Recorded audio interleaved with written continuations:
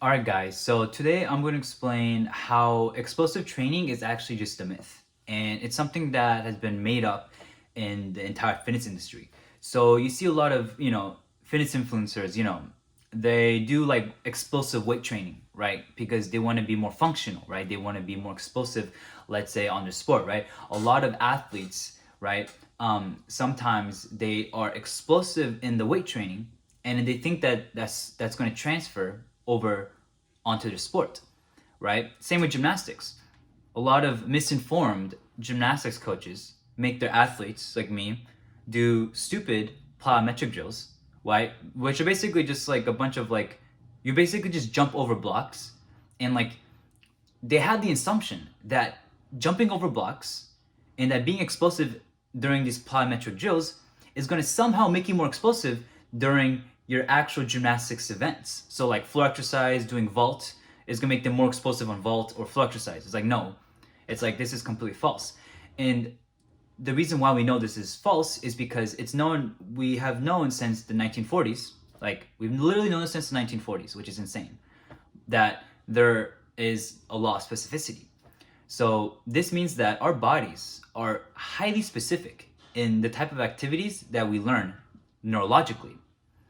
This is why if you see basketball players, right, if you were to move the rim, right, of a basketball game, if you were to move the rim of the hoop back or forward by like a centimeter, you would notice that all the NBA players will start missing their shots. Like just by moving the rim by 1 centimeter.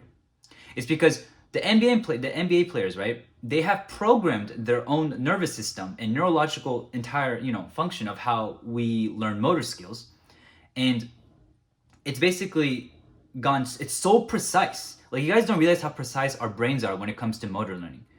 It's so precise to the point where our NBA players are only able to make shots with a very specific set rim at a very specific height at a very specific point in time. So like once they go on the 3-point line and they shoot their shot, if it's like, where it normally is, and they've practiced shooting the shot with this exact rim in this exact place, they'll make the shot. But if you're to move the rim of the basketball game by like a centimeter forward back, you notice that they'll miss a bunch of shots, right? This is because our bodies are highly specific in terms of skill, which means that if you're to be explosive in the weight training, that's a completely different skill than being explosive on the field or explosive in your gymnastic skills. This is why you don't need to train explosively, because training explosively is only going to make you better at training explosively in the weight room. It's not going to transfer to other things. And this applies to limbs, right? Basically, there's a study done where they tested the VO2 max of one limb, right? And then they basically tried to test the other limb, right? And one group was practicing the pedaling on one leg, right? And they practiced it with this leg only, right? And then they were to basically have these like switch. So basically they were to test the other leg, the VO2 max of the other leg, and they'll realize that actually the VO2 max on the leg that they practiced on was actually higher than the leg that they didn't practice on. So you can see how VO2 max even is highly specific and dependent on the exact limb. Like if you don't practice the other limb, it's like your VO2 max drops. So even that tells you like our bodies are extremely specific and highly specific when we learn skills. So there is no point in doing these plyometric drills, in gymnastics, because it's like if you want to get better at doing floor exercise or do better vaults, right? You're going to have to practice more vault, practice more floor. It's that simple, right? If if you're trying to do a movement that's similar to the thing of every sport, you can actually confuse your brain. Like there's actually been a study on this. Like there have been people that have been trying to mimic their own movements, like in the sport as a drill, but that actually like messes them up when they do the actual sport, when they do the actual, practicing. You know what I mean? So it's like it's better to just stick to the actual practicing and do the actual sport itself, right?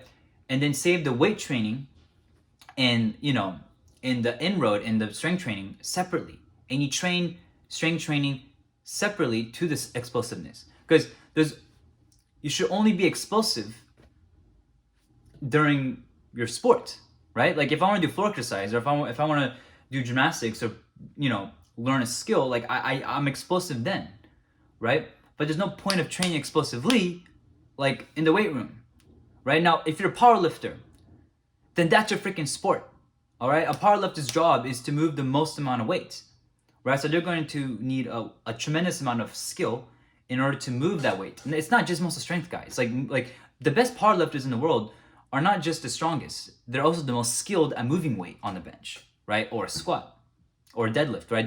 They're skilled at doing that because there's a large amount of neurological skill that, you know, when it comes to moving weight on a bench. This means that, like, you know, just muscle strength is not the only variable that allows you to move weight on a bench. You know what I mean? So there's a lot of skill component to it. So you guys have to keep this in mind, you know? But powerlifters, like, they're doing this as a sport. They're being explosive in the weight training for their sport. That's their sport, okay? Like, you can't, like, tell them not to do that. But if you're someone who has another sport, like you know, like gymnastics or football, and you're trying to train explosively in the weight room, you're just wasting your time. You're completely wasting your time, and you might actually risk injury, because when you train explosively in the weight room, you could risk getting injured. You could risk, you know, put wear and tear on your joints. So guys, when it comes to explosive training, it's a complete myth. Like, it's a complete, like, utter myth. And if you see any coach that makes their athletes train explosively in the weight room, they are retarded and misinformed. They're just misinformed, okay? Like, they just don't understand that there's this law of specificity that applies to every movement we do, like, you know, like, ever in the human body, and it's highly specific, right? Even like you guys don't understand how specific it is, you know? So that's the way we learn, and this is we've known motor learning and skill transfer for a very long time, right? We've known this concept since the 1940s, but people have, like, continued to deny this fact that's already been uncovered, like, since, like, decades ago, which is something that, like, I don't really understand. I don't really understand, like, how they basically taught now there's some NFL athletes that have proper coaching from the strength training coaches, right? I think he's part of, like, a college team, but I forgot the coach. But there's one coach that comes to mind that is giving proper training to the football players, but the large majority are doing improper training, right? And a lot of them are successful despite their horrible training styles, despite their horrible weight training session, right? Like, a lot of NBA players, like, and NFL players, like, you gotta realize, like, they're genetic phenoms. So they are good at their sport despite the horrible training. Despite, you know, even with gymnastics, like, we do stupid freaking plyometric drills. We were so good despite the horrible training, despite the horrible strength training, pre-strength training bullshit we did that didn't inroad muscle at all. It was just using our muscles and recruiting the same motor units over and over again like a freaking retard. Like when I look back at what I did in gymnastics, like, I'm like, my coach was completely clueless on how muscle fiber recruitment works. He didn't know about Henneman-Sykes principle. He didn't know about, you know, motor learning and skill transfer. He didn't know any of these things, right? Now, he was good at coaching gymnastics, but he wasn't good at the physiology of the body. He wasn't good at, like, you know, the knowledge of that, right? And when I look back on these things, and I'm like, wow, like, we were so good at gymnastics despite our terrible training style, despite our horrible plan. You know what I mean? It's like, we're genetic phenoms. Like, I have good genetics for gymnastics, right? Like, you know, like, I have top 1% genetics in terms of, like, you know, athleticism, in terms of my gymnastics, right? I did elite gymnastics before. I'm retired now, but, like, you know, I did it before. And, you know, we were so good despite our horrible training. And this is one thing you guys have to keep in mind. It's like, just because you see a successful athlete do this type of weight training program does not mean that there could have been a better, more safe option, right? So that's one thing you guys have to keep in mind.